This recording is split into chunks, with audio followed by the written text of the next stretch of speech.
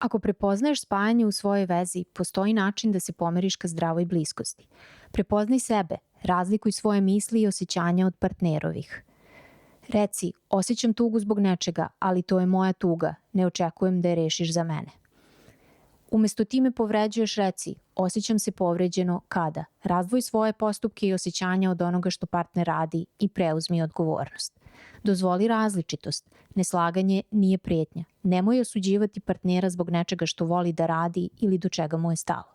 Ne morate da mislite isto i volite iste stvari.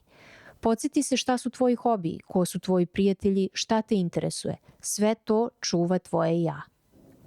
Bliskost nije nestajanje u drugome. Blisko znači ostajem ja, ostaješ ti i zajedno pravimo nešto što je veće od nas pojedinačno.